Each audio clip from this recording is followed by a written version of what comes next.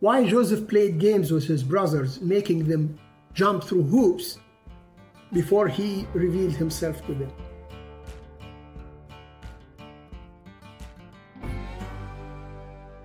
Hello and welcome to No Crown in Heaven for Bible Knowledge, studying Genesis verse by verse. Today we are in chapter 42, verse 25. We stopped at verse 24 last episode.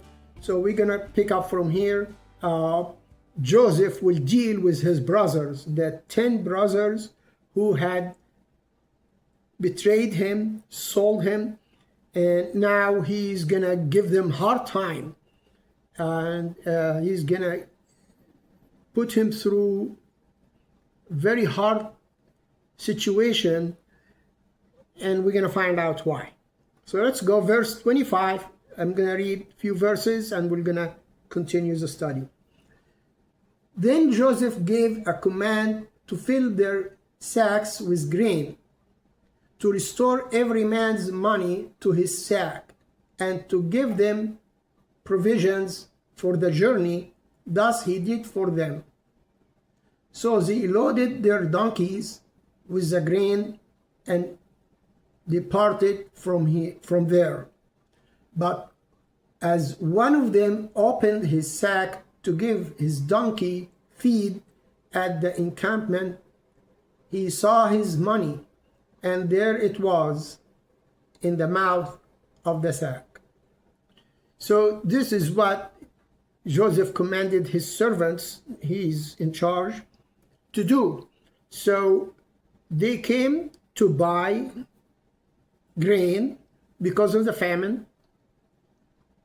First, he told them, "You're spies," and he put them in prison for 3 days. He told them, "One of you will go back, bring your youngest brother Benjamin back, so I know that you're true in your words, and then in this case I will know you're true." And then he left them there 3 days. So they are like probably talking who would send back, and 9 of us will stay in prison for how long, and just thinking about all these possibilities. And why he thinking that we are spies? You know, everybody coming to buy and he's just selling them, and it comes to us and he say you're spies. And so he's just leaving them to think about their situation. Obviously he understood by listening to them talking about their conviction about treating him when they sold him. They don't know he knows their language. They don't know he is Joseph himself. And he left them there 3 days. And then he come back and say, "Okay, instead of sending one, I'm gonna keep one in prison and send you guys with grain to go and get your brother." Now, so he's giving them hard time, yet he's sending them with grain for the famine, because he has a heart for his family. He doesn't want them to go back empty and go all the way the journey and then come back all the way the journey and then go again with grain. That would be, people could die during that time. So he's sending them with grain, and also it said here,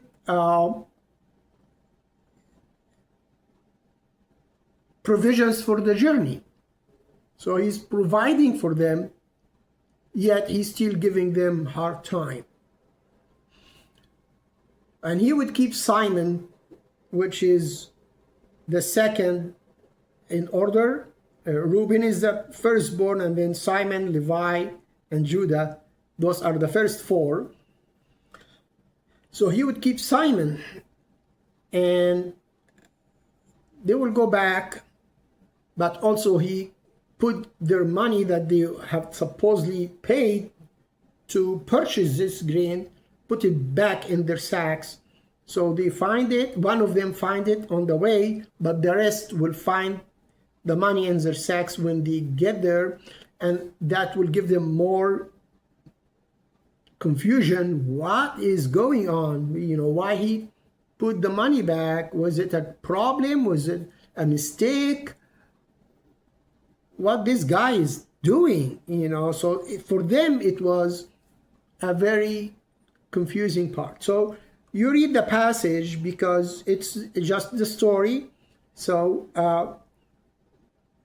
they go back, they provide the grain, and they tell their father the situation, but they don't get Benjamin and come back immediately. They waited, and the reason they waited is not because they didn't want to come back. The reason is Jacob did not want to let Benjamin go. So they wait until the grain they got with them, they exhausted it, they used it up, they ate it, and now Jacob's telling them, go back, get us food. They were, we can't, because the guy said you have to bring your youngest brother with you, and he said, I don't, you don't see my face unless your brother was you. Here he didn't say that. Did they add to what he said to their father, so to convince him that we have to get Benjamin with us? Or did he actually say that, but it's not recorded in chapter 42? What's happening now, it's in chapter 43. The end of chapter 42. So Reuben will tell his father Jacob, give me the lad, or Benjamin. Verse 37, then Reuben spoke to his father, saying, kill my two sons if I don't bring him back to you. Put him in my hands, and I will bring him back to you. So Reuben is the one who tried to convince his brothers not to kill or sell Joseph. And now he's telling his father, kill my sons if I don't bring Benjamin back to you. And Jacob will refuse because he feels that Benjamin is the last one remaining. Only two of Rachel's, as we spoke last episode, two sons of Rachel's, the one who he loved. One is Joseph, is already dead according to his understanding, and Benjamin is the one left when he is the youngest. So he wants to protect him. So he's refusing. He's refusing to let them go. So we go to chapter 43. Now, verse 3 in chapter 43, it's not going to be now Reuben, it's going to be Judah, number 4, the fourth child. But Judah spoke to him, saying, the man solemnly warned us, saying, you shall not see my face unless your brother is with you. If you send our brother with us, we will go down and buy you food. But if you will not send him, we will not go down. For the man said to us, you shall not see my face unless your brother is with you. Verse 6, and Israel said, why did you deal so wrongfully with me as to tell the man whether you had still another brother? So he's like, why did you tell him? So, and then he's gonna finally agree. He's gonna say, if I lose him, I will go to my grave with sadness. Simon is already missing. Joseph is no more, and Benjamin now is at risk, and he's grieving his children as a father. But Joseph is putting them in all this turmoil for a reason. He's not just being mean or wants to get even with them. He has a purpose, and we'll find that out. So finally, Joseph agreed. Now 10 brothers going because Simon is in prison, Joseph is already in Egypt, a ruler, and then the rest. So at this point, when they come back and they have Benjamin, they would have all 12 meeting together. So let's go to that. Verse 16. When Joseph saw Benjamin with them, he said to the steward of his house, "Take these men to my home and slaughter an animal and make ready, for these men will dine with me at noon." So Joseph's servants will take his 11 brothers to the house, to Joseph's house. Joseph stays doing his own business, and then he's going to come to the house later. They're going to prepare the meal, and they're going to have a meal. And when they do the setting of the meal, there will be a test. So let's go there. First, verse 18. Now the men were afraid because they were brought into Joseph's house. And they said, "It is because of the money which was returned in our sacks the first time that we are brought in, so that he may make a case against us and seize us to take us as slaves with our donkeys."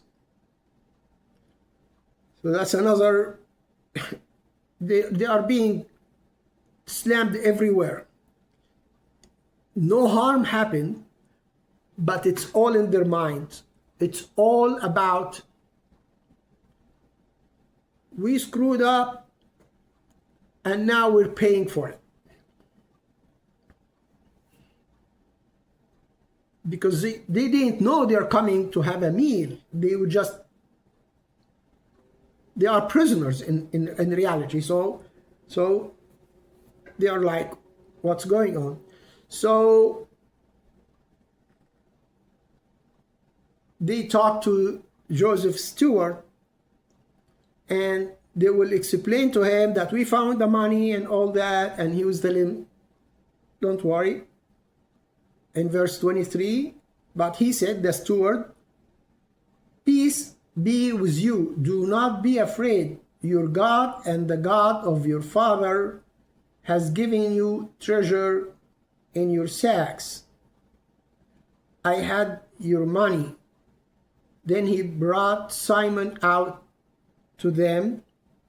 So the man brought the men into Joseph's house and gave them water, and they washed their feet, and he gave their donkeys feed. Then they made the present ready for Joseph's coming at noon, for they heard that they would eat bread there. So the present that, if you have read the passage already, when Joseph sent them back, when Jacob sent them back to buy more grain, they got gifts. They got fruit and nuts and other things like as a gift to give it to Joseph, which is, they don't know he's Joseph, it's the ruler of Egypt, so they will have favor over him, like we appreciate your selling, you're giving us, you know, it's just trying to have a favor in his sight. So they brought the gifts and they've been treated. They found out they're gonna have a meal with Joseph. Now Joseph will come, verse 27. Then he asked them about their well-being and said, "Is your father well? The old man of whom you spoke, is he still alive?" And they answered, "Your servant, our father, is in good health. He is still alive." And they bowed their heads down and prostrated themselves. Then he lifted his eyes and saw his brother Benjamin, his mother's son, and said, "Is this your younger brother of whom you spoke to me?" And he said, "God be gracious to you, my son." Now his heart yearned for his brother, so Joseph made haste and sought somewhere to weep, and he went into his chamber and wept there. Then he washed his face and came out, and he restrained himself and said, "Serve the bread." Verse 32, so they set him a place by himself, and them by themselves, and the Egyptians who ate with him by themselves, because the Egyptians could not eat food with Hebrews, for that is an abomination to the Egyptians. And they said before him, the firstborn according to his birthright, and the youngest according to his youth. And the men looked in astonishment at one another. Then he took serving to them from before him, but Benjamin's serving was 5 times as much as any of theirs. So they drank and were merry with him. That's the end of chapter 43. So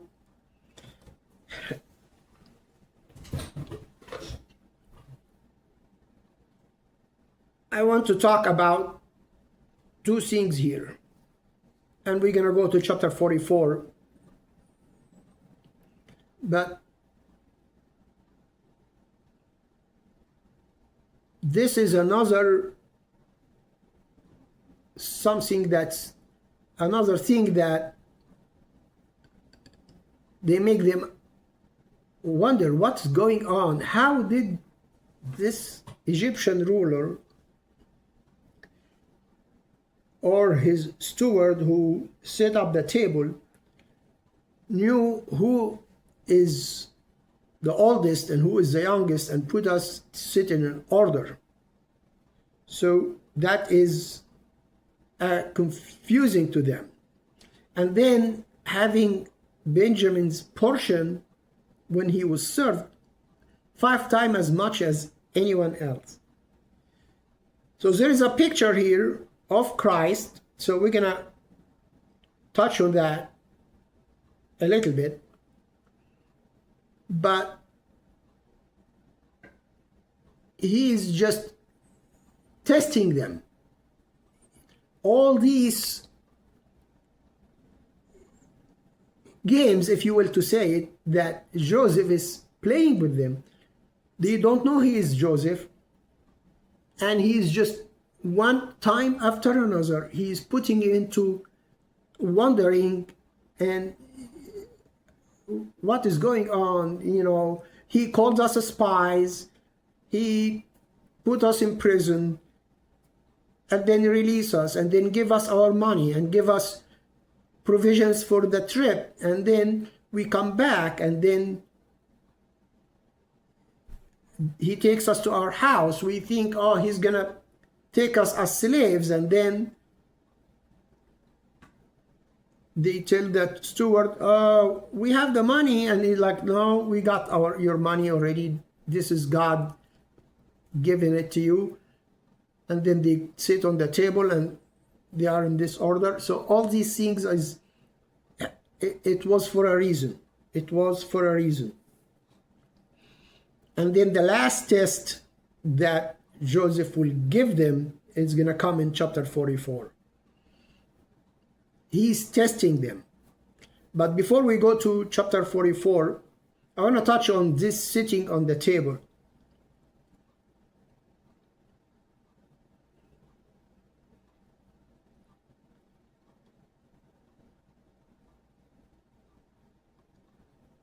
We talked about Joseph is a picture of Christ. His life is a mirror of Christ. And so many events happen in his life is a prophecy in action for the coming Messiah, the Christ, to prove that this salvation plan was actually planned from before the foundation of the earth. So this picture is this. Let's go to Revelation 19. Let's read verses 6, 7, and 9. 6, 7, and 8. And I heard, as if were the voice of a great multitude, as the sound of many waters, and as the sound of mighty thunderings, saying, Alleluia, for the Lord God omnipotent reigns. Let us be glad and rejoice and give him glory, for the marriage of the Lamb has come, and his wife has made herself ready. And to her it was granted to be arrayed in fine linen, clean and bright, for the fine linen is the righteousness acts of the saints. And this is a picture of the church as the bride of Christ. The marriage of the Lamb has come. And the feast that the believers will have with Jesus in that period, after the 7-year tribulation on earth, they will be in heaven with Jesus, celebrating the marriage of the Lamb, the joining of the church with Christ. And the meal or the feast that Joseph prepared for his brothers is a representation of the marriage of the Lamb. All his brothers included. He brought Simon from prison. Benjamin came. And now he sits them according to their ages and gives Benjamin 5 times, serving as each one of them. So that's represent the marriage of the Lamb has come. That's a representation of that. It represent the rewards that we are going to get in heaven. Each one of us is going to be ranked according to what we have done in our life. They are set according to their ages, but us, when we be before Jesus, in that supper that Jesus said, I will not have this last supper. When he did the last supper, I will not have it again until in heaven. Let's get to this verse. Mark 14:25. Surely I say to you, I will no longer drink or the fruit of the vine until that day when I drink it new in the kingdom of God. So that is a representation of that meeting with Jesus, that the whole church, the dead will rise first, and the remaining will change and will be caught to meet Jesus in the air and will be brought with him in heaven to, after we are resurrected, the dead will be rise and the remaining will be changed with the new glorified bodies and will meet with Jesus. But we will be ranked according to what we have done on our lifetime. We talked about that in details in the last episode. You can go ahead and watch it. But that's a representation of that. Now, going to chapter 44, I'm going to summarize the last test that Joseph is giving to them, and then we're going to probably go into the chapter in more details next episode. But I want to finish that topic as well, that now he's gonna send them back with more grain, but he's gonna have his steward put a cup that it says he uses it for divination. I'm not sure exactly what that means, because divination in itself is a prohibited act, but the Bible didn't mention that Joseph was actually practicing that as much as that's what it was said in the text. Did he practice divination in the wrong way or not? I cannot say one way or another, but he put that in Benjamin's sack, and then they will let them go, and then he will send his steward after them and tell them, why did you steal from my master this cup that he uses for divination? And like, we didn't steal anything, the one you find it with him shall die. And then they are like very confident, and then they find it was Benjamin, so they will say, okay, we'll take Benjamin as a slave. Now they freak out. Reuben told his father, if I don't bring Benjamin back, kill my kids, kill my two sons. And Judah told him the same. And now they are just freaking out. So they all bring their grain back and head back and to meet Joseph and to plead with him and all that. Obviously, Joseph knows they're innocent, but he's testing them. What was the test? They betrayed him because he was favored in his father's eye. He was favored in his father's eyes because he was honest and faithful to his father. He's the one who gave the bad report about his brothers. They are cheating on you, Dad, because they are not taking care of the flocks the way they should do, or they are not giving you the right report of numbers or whatever. So he told on them because he's faithful to his dad. So they did their act out of envy of him. And he knew that they probably have the same feeling about Benjamin.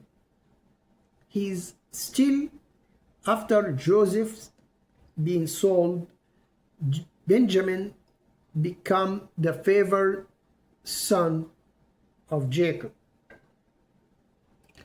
And he wanted to see, have they changed?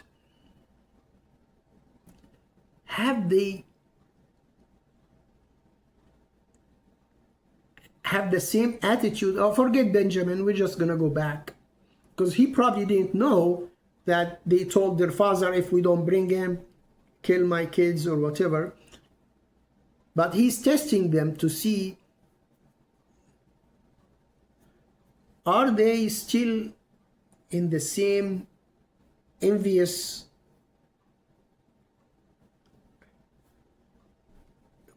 condition regarding him or Benjamin, because they were the sons of the beloved wife of their father. And he obviously saw that that has been changed. They've been convicted all over these events and things happening. He's been testing them one time after another. And at this point, he will reveal himself to them.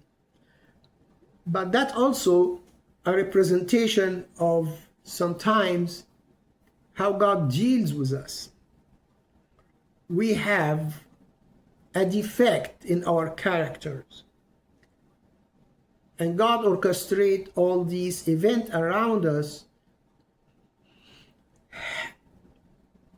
using other people, using probably wicked people, using our imagination, our wrong interpretation of events to test us.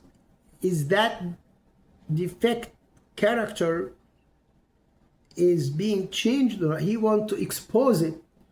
He probably knows our heart. Oh, God knows our heart for sure, but he wants to work that in us to come out so we can get rid of these defects in our characters and be conformed into the image of his son.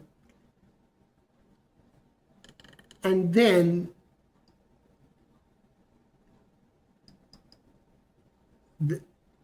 the blessings will come after we are actually changed. So that is another way showing us how Joseph dealt with his brothers.